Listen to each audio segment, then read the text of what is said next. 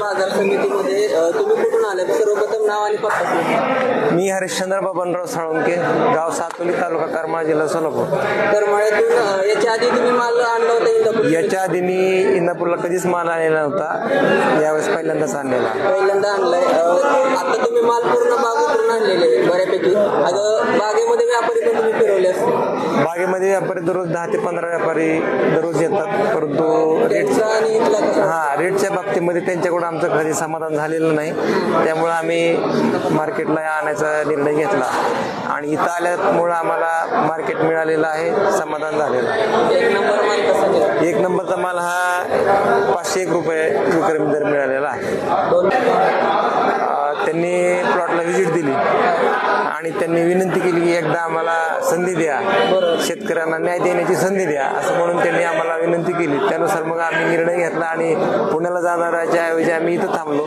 इथं थांबल्यामुळं आम्हाला नक्कीच भाव मिळालेला आहे, आम्ही समाधानी आहोत. खऱ्या अर्थाने न्याय मिळाला? तुम्ही केलेल्या कष्टाचं चीज झालं? हो, नक्कीच चीज झालेला आहे, परंतु शेतकरी म्हणून जर पाहिलं तर आणखी दर मिळणं अपेक्षित आहे सर्व शेतकऱ्यांना, परंतु या सध्याच्या वातावरणाचा परिणाम म्हणून मार्केट कमी आहे, त्यातून पण आम्हाला विक्रमी दर मिळाला, त्याचा आनंद आहे.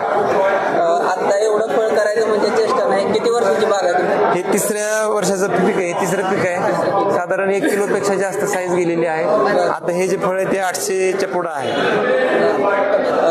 कसं केलं नियोजन बागेचं? नियोजनामध्ये माती आणि झाड याला आम्ही सांभाळलं, त्यांनी मग आम्हाला फळ दिलेलं आहे. ऑर्गॅनिक कडे जास्त गेलं? ऑर्गॅनिक, नैसर्गिक आणि केमिकल या तिन्हीचा वापर आम्ही करतो. कारण काय होतं, वातावरणामुळं केमिकलचा वापर करण्याची वेळ येते.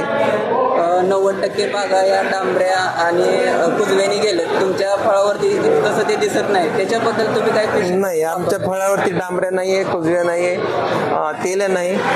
फक्त काही प्रमाणात थ्रिप्सचा प्रादुर्भाव जाणवला, परंतु वातावरण आणि औषधाचे पाहिजे तेवढे परिणाम नाही मिळाले, त्याच्यामुळे तेवढा परिणाम राहिला. बाग झाकलेली होती का?